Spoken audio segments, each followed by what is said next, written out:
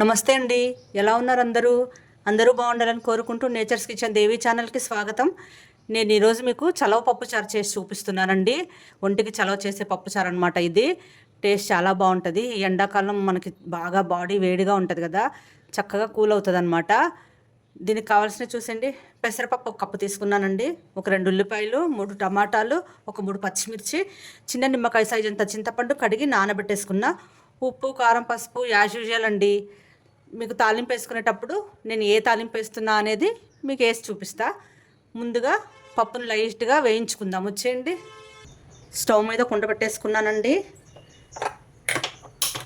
ముందు మనం పెసరపప్పుని లైట్గా వేయించుకోవాలి, టేస్ట్ బాగుంటుంది వేయించుకుంటే. అస్తమానం కందిపప్పే కాకుండా ఇలా వెరైటీగా పప్పుచారులు చేసుకుంటే తినడానికి నోటికి బాగుంటుంది. ఈ పెసరపప్పు వల్ల ఒంటికి చలువ. కుండ వేడైపోయింది. ఇప్పుడు మనం తీసుకున్న పెసరపప్పు ఇందులో వేసేసుకొని డ్రై రోస్టే చేసుకోవాలండి. దీంట్లో ఏమి వేయక్కర్లేదు. ఇలా బాగా వేయించుకోవాలి పచ్చివాసన పోయే వరకు.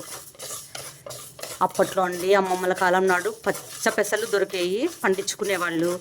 వాటిని చక్కగా వేయించేసుకొని ఇసురాయిలో వేసి ఇసురుకొని చక్కగా పప్పు వండుకునేవాళ్ళండి. పప్పు పొట్టు కూడా అంతా పోయేది కాదు, కొంచెం పొట్టు ఉండంగానే వండేవాళ్ళు. ఆ పొట్టులో ఫైబర్ చాలా ఉంటుంది కదా, టేస్ట్ కూడా బాగుంటుందండి అలా వండుకుంటే. ఆ పొట్టుతో వండుకుంటే ఎంతైనా మనం తినేవన్నీ పాలిష్ పప్పులే, కానీ తినటం తప్పట్లేదు మనకి. ఇది సిమ్లో పెట్టి స్లోగా వేయించుకోండి, హైలో పెట్టేయద్దు, మాడిపోద్ది. సిమ్లో పెట్టి వేయించుకోవాలి.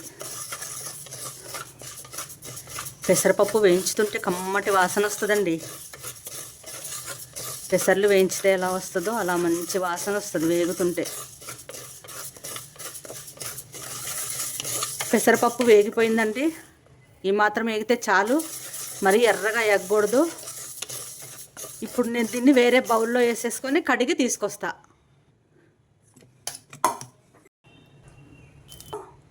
ఇందాక వేయించిన కుండలోనే నీళ్లు పోసి ముందు ఎసరు పెట్టుకుంటా అండి. ఎసరు కాగిన తర్వాత పప్పు వేసుకుంటా.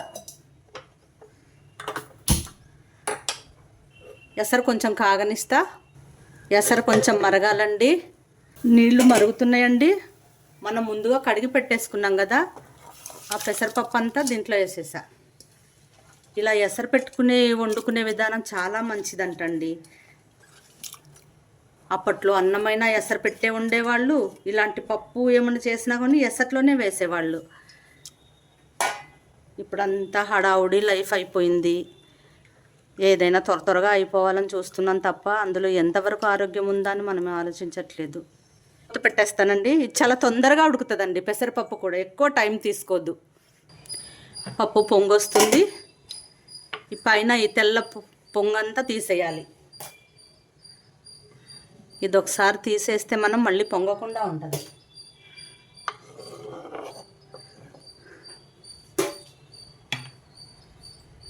ఇప్పుడు దీంట్లో కొంచెం ఆయిల్ వేసుకుంటున్నా. పప్పు తొందరగా ఉడుకుతుంది, పొంగదు కూడా. కొంచెం పసుపు కూడా వేసుకుంటున్నా. ఒకసారి కలిపేసి మళ్ళీ మూత పెట్టేస్తా.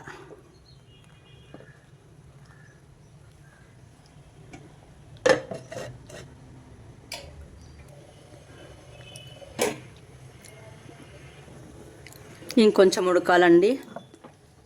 ఇప్పుడే ఉడుకు పట్టింది.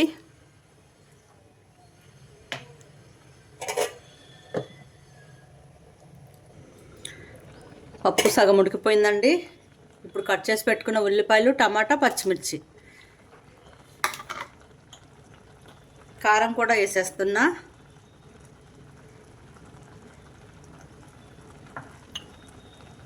ఉప్పు కూడా.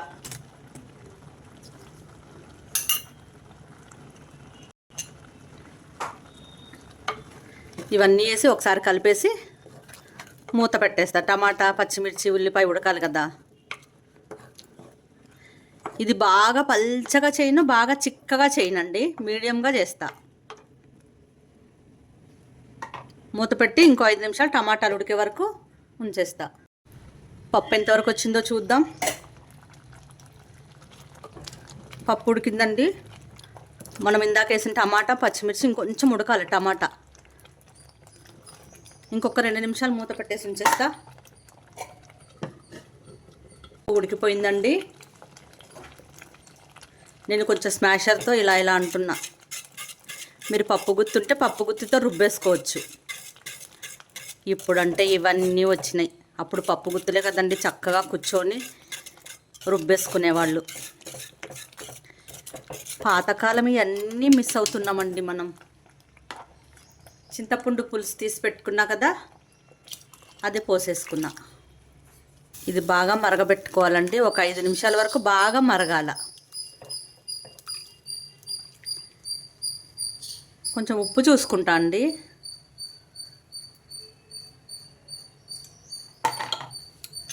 ఉప్పు అస్సలు సరిపోలేదండి. మళ్ళీ ఒక స్పూన్ అంత వేసుకున్నా. ఎవరి టేస్ట్కి తగ్గట్టు వాళ్ళు వేసుకోండి. ఇప్పుడు మనం సన్నగా పొడుగ్గా ఒక ఉల్లిపాయ కట్ చేసి పెట్టుకున్నా, దాన్ని కూడా వేస్తా. ఈ పప్పులో మరిగిన ఉల్లిపాయ చాలా టేస్ట్ ఉంటాయండి తింటుంటే.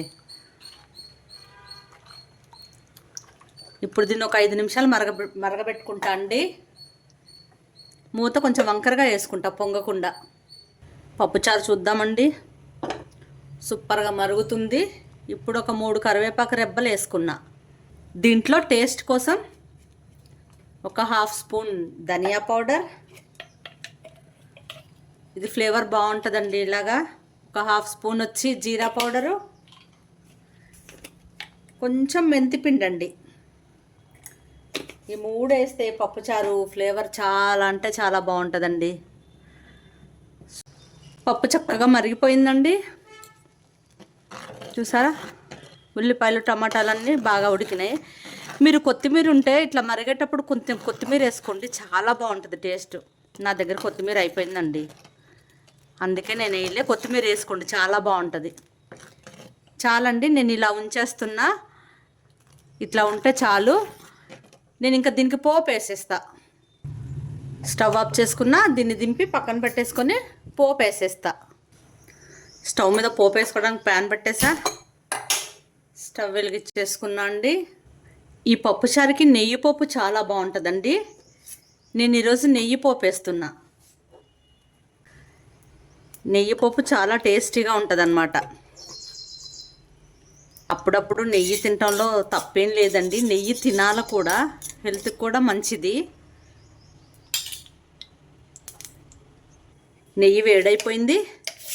మీకు నెయ్యి ఫ్లేవర్ నచ్చలేదనుకోండి, నూనెతోనే వేసుకోవచ్చు, మీ ఇష్టం.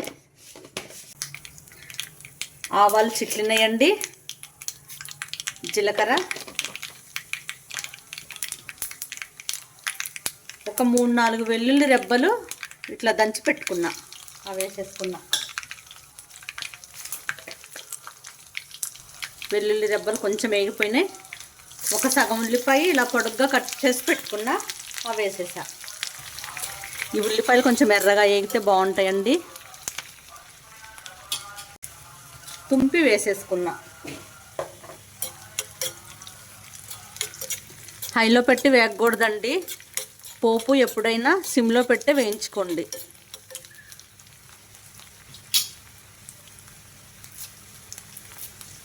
ఇప్పుడు కొంచెం కరివేపాకు,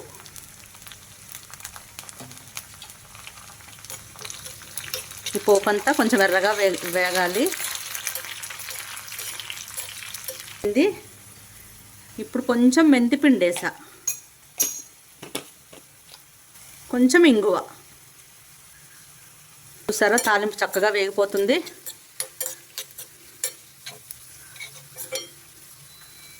ఇప్పుడు దీన్ని పప్పుచారులో వేసేసుకుంటా. స్టవ్ ఆఫ్ చేసుకున్నా. మనం వేయించుకున్న పోపు అంతా పప్పుచారులో వేసేసుకున్నా. చూసారా అండి, ఎంతో రుచిగా ఉండే అమ్మమ్మల కాలం నాటి చలవచారు. ఈ పెసరపప్పు ఒంటికి బాగా చలవ చేస్తుందండి, అందుకే దీన్ని చలవచారు అన్నారేమో. పేరు కూడా బాగుంది కదండి. చూసారా, టేస్ట్ కూడా అంతే బాగుంటుందండి. ఈ ఎండాకాలం చక్కగా చేసుకొని తినండి, చాలా అంటే చాలా టేస్ట్ ఉంటుంది. ఒకసారి ఉప్పు కారం చూసుకుంటా.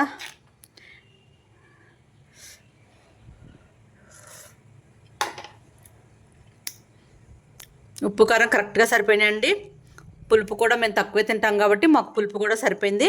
మీకు ఇంకా పుల్లగా ఉండాలంటే కొంచెం చింతపండు వేసుకోవచ్చు. సూపర్గా ఉందండి టేస్ట్ అయితే.